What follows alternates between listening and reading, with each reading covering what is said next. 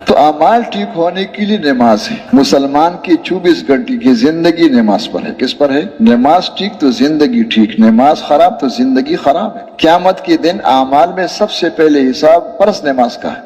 عمر فاروق رضی اللہ عنہ نے اپنے زمانہ خلافت میں گورنروں کے نام پیغام لکھا تھا کہ میرے نزدیک سب سے زیادہ محترم بشان چیز نماز ہے. اگر نماز درست ہو سب کچھ درست، جس کا نماز غلط ہے وہ سب کچھ خراب. اب بتاؤ ہمیں احساس ہے کہ میری نماز خراب ہے؟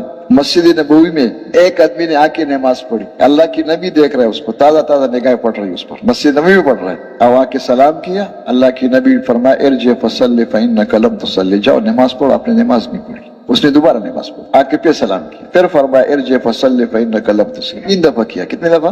آخر میں آیا کہ مجھے تو یہ نماز آتا ہے.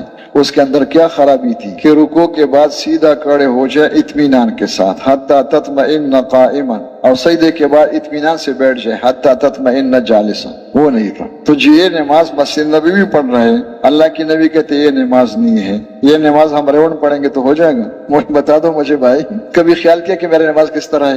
یہ تو ظاہری شکل میں ایک غلطی، اندر پتہ نہیں سینکڑوں غلطیاں پڑی ہوئی. حذیفہ رضی اللہ عنہ نے ایک آدمی کو دیکھا اس طرح نماز پڑھ رہے، پوچھا کب سے نماز پڑھ رہے؟ کہ 40 سال ہو گئے. 40 دن نہیں چلے کہ مسلمان 40 دن سے پڑھ رہے ہیں، 40 سال سے. فرمایا اگر اس طرح نماز پڑھتے مر جاؤ گے تو آپ کا حشر اللہ کے نبی کے ساتھ نہیں ہو سکتا.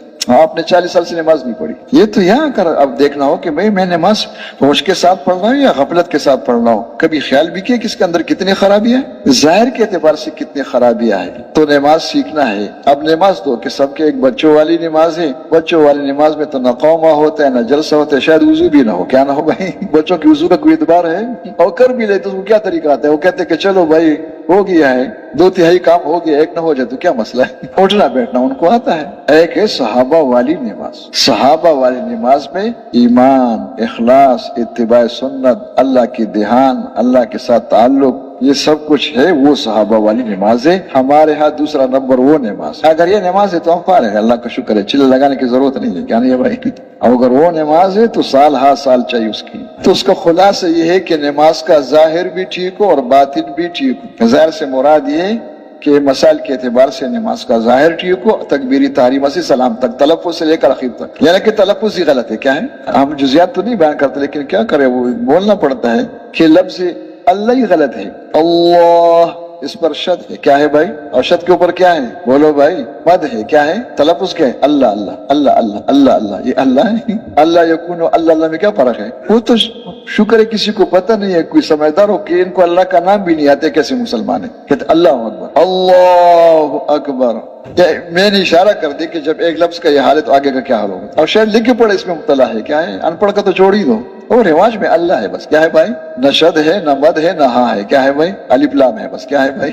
اللہ یکون اللہ اللہ. تو ظاہر ٹھیک کر لو، الفاظ بھی ٹھیک ہو. وہ ایک دفعہ یہاں تجوید میں ایک بزرگ کے ساتھ بیٹھنا ہو، وہ سورہ فاتحہ پڑھ رہے ہیں. انہوں نے کہا وَلَغْضَالِّينَ. میں نے کہا بابا جی وَلَغْضَالِّينَ نہیں کہ جاؤ جاؤ، ہمارے علاقے میں وَلَغْضَالِينَ چل رہا ہے. کیا چل رہا ہے بھائی؟ نہیں ہنسنے کی بات نہیں، ذرا دیکھنا ہوتا ہے کہ ہمارے علاقے والے نماز میں کیا کیا چیزیں ہیں اور وہ ہمارے پاس ہے. اور کہتے دوسرا نمبر ہمیں آ گیا. کیا گیا بھائی؟ دوسرا نمبر آپ کے علاقے والے نماز نہیں ہے، دوسرا نمبر صحابہ والی نماز ہے. کون سی نماز ہے؟ جس کا الفاظ بھی ٹھیک ہے، اعمال بھی ٹھیک ہے، یقین بھی ٹھیک ہے، نیت بھی ٹھیک ہے، دھیان بھی ٹھیک ہے. اب یہی بتایا گیا ہے من قام رمضان، رمضان میں قیام کرو لیلۃ القدر میں، لیکن ایمان اخلاص کے ساتھ ہو، سنت کے مطابق ہو. اس نماز پر پھر کیا ہوگا؟ اس کیفیت کے ساتھ نماز پڑھ کر کے اس نماز کے بعد جب ہاتھ پہ لا کر مانگا جائے تو اللہ جل جلالہ ہر ضرورت کو اپنے قدرت سے پوری کر دیں گے، ہر مشکل کو آسان کر دیں گے. مسلمان کا مشکل کیا اگر نماز سیکھے؟ کیا کرے؟ جو چیز رواج میں نہیں ہوتے تو یہاں سے ہٹا دو تو قابو کرنا مشکل ہے. کہتے ہیں اگر یہ نماز ہو جائے تو اس کا معنی ہے کہ مسلمان سب کو چھوڑ کے مسجد میں ہوں گے اور سارے کاروبار پر کافر قبضہ کر لیں گے. اللہ کے بندے اس کا یہ معنی نہیں ہے. جب اس نماز پر سب کچھ ہوگا تو آپ کے اندر پھر استطاعت ہے کہ حرام چھوڑ دو گے. پھر کیا کرو گے؟ کیوں کہ حرام میں کیوں کر رہا ہوں؟ مجھے نماز پہ مل رہا ہے. کیا مل رہا ہے؟ کاروبار میں حرام تب چھوڑو گے جب نماز سے ملنے کا یقین ہو. کاروبار میں احکامات پر اچھا چلو گے جب نماز سے ملنے کا یقین ہو. اور اگر نماز سے ملنے کا یقین نہیں تو کہتے حرام ہے لیکن ہم کمزور ہے، رمضان شریف ہے. کیا ہے بھائی؟ لیکن چھوٹے چھوٹے بچے ہیں. کیا ہے بھائی؟ یہ کرنا پڑے گا. پھر اس لیے نہیں ہوتا کہ نماز پہ سیکھو تو سب کچھ چھوڑو. سب کچھ پہ قبضہ کرنا ہے، اللہ کا بندہ بن کر حکومت چلاؤ. کیا چلاؤ؟ لیکن غلام بن کے نہ، بندہ بن کے. کس کا بندہ بن کے؟ اور وہ نہیں تو انشاءاللہ دنیا کے غلام بن کے چلو کہ چاہے بادشاہ بن جاؤ. کیا بن جاؤ؟